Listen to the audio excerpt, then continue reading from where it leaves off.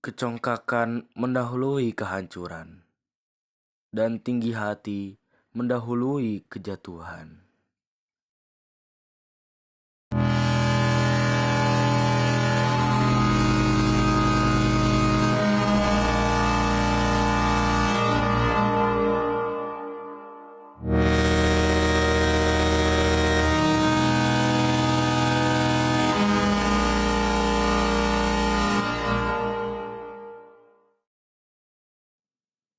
Babak ini dimulai dengan penuh harapan. Seorang pemimpin baru telah terpilih. Harapan yang sempat redup kembali menyala. Setelah masa kepemimpinan yang tidak pasti, semua orang menunggu perubahan. Dan perubahan itu seakan benar-benar datang dalam dirinya. Ia memiliki rekam jejak yang luar biasa. Dikenal sebagai orang yang adil, bijaksana, dan dermawan. Sebagai ketua baru, ia membuat banyak kebijakan jenius, terutama perihal perekonomian organisasi. Mulai besok, kita harus mulai mengesahkan kebijakan untuk menaikkan uang kas sebagai fondasi untuk memutar perekonomian OSIS. Namun ternyata, ia adalah seorang serigala berbulu domba. Jika perekonomian kita berputar, maka lebih banyak uang bisa masuk ke kantong kita. Kita akan mendapat keuntungan besar dari kebijakan ini.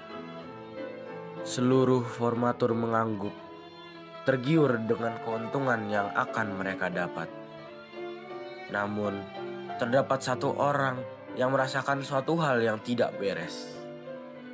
Ia merasakan kedatangan bayangan yang akan segera menaklukkan cahaya.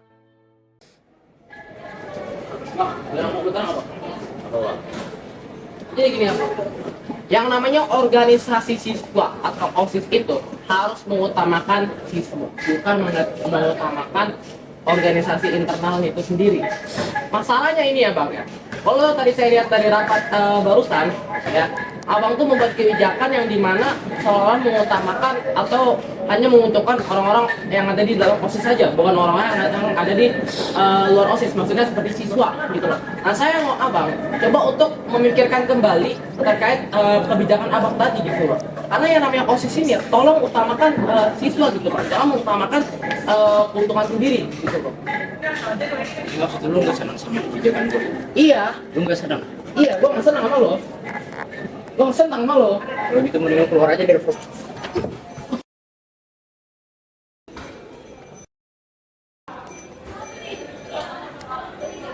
Lain kali bisa macam-macam sama gue.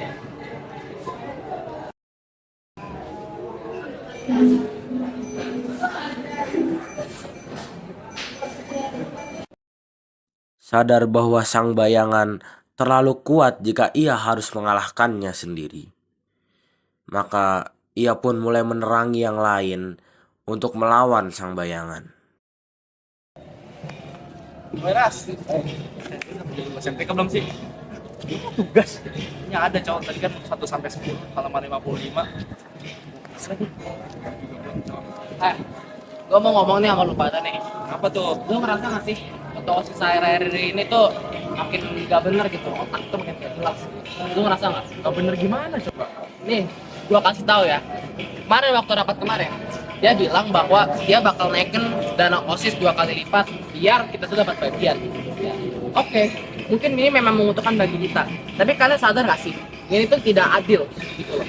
Masalahnya adalah kita semua tuh disumpah untuk menjadi anggota OSIS supaya untuk berbuat baik dan menguntungkan kepada murid gitu loh. Bukan untuk menguntungkan pada diri sendiri gitu loh. Kalau misalnya kita nguntungin, misalnya kita buat kebijakan yang hanya untuk menguntungkan diri sendiri ya, itu sama aja kita tuh udah melanggar janji gitu loh. Dan itu namanya manusia yang nggak punya etika.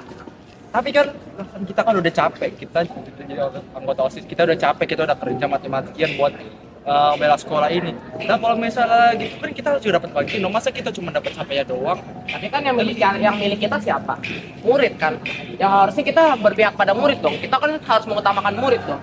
Kan gimana waktu pas sumpah janji jabatan kan dibilang bahwa kita tuh harus mengutamakan murid, bukan mengutamakan diri sendiri gitu. Mengutamakan kebersamaan, jangan hanya menguntungkan organisasi internalnya aja. Ya benar. Kayaknya emang kalau dari kita lihat ya, kayaknya anak ketua itu udah lalu menyalahgunakan kekuasaannya. Jadi kita mau gimana nih?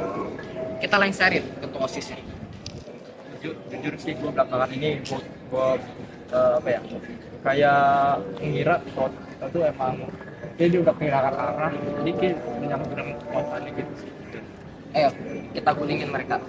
Gua butuh kekuatan kalian semua untuk kita sama-sama ngegulingin ketua OSIS itu. Masalahnya dia itu ketua OSIS, lawan kita tuh bukan satu orang dua orang doang, Ingat punya revolusi Prancis bisa terjadi karena kekuatan rakyatnya. Mereka semua bersatu untuk melengsarkan Raja Louis XVI.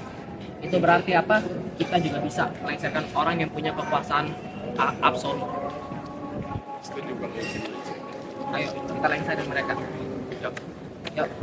Yuk. Let's go. Hidup revolusi! Sekali narik uang kas, langsung dapat uang segini. Kalau gitu, mending gue tiap hari aja kali ya, narikin uang kas. Bisa kaya gue. Allah, cari dia yang kita paksa dia untuk turun. Betul. gimana dia? Itu bukan sih yang lagi ngeper-ngeper duit tuh? Iya itu. Ah, Langsung aja kita samperin. gas, gas, gas. Kenapa lo berdua?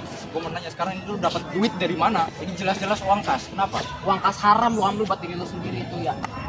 Ini uang kas, gue bilang. Uang kas mana? Uang kas OSIS. Iya. Kenapa lu yang pegang? Habis ini gue pengen masukin ke laporan. Apa urusan lo berdua? Bohong, dasar pembohong, koruptor. Jangan lu ya, lu ambil uang itu buat diri lu sendiri. Gua tahu tau gak? Makanya lu tuh udah gak pantas di ketua OSIS. Maksud lu nentang gua? Oh jadi gini? Pas. Udah cukup. Udah.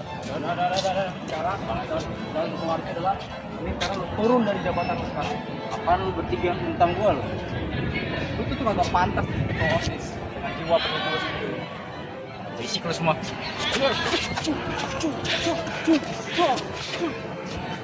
Dasar ketua OSIS gak dengar lu. Duit kas ini akan kita ambil dan kita akan kasih ke bendera OSIS. Kalau lu kagak mau turun jabatan sekarang, jangan pikir hidup lu akan tenang di sini.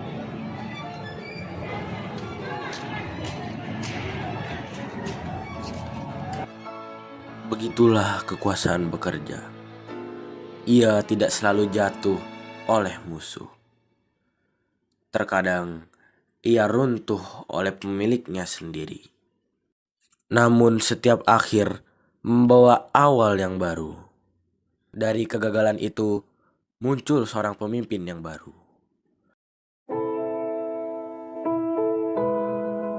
Dipilih bukan hanya untuk memimpin, tapi juga untuk memperbaiki, untuk menjadi harapan bagi mereka yang pernah kecewa.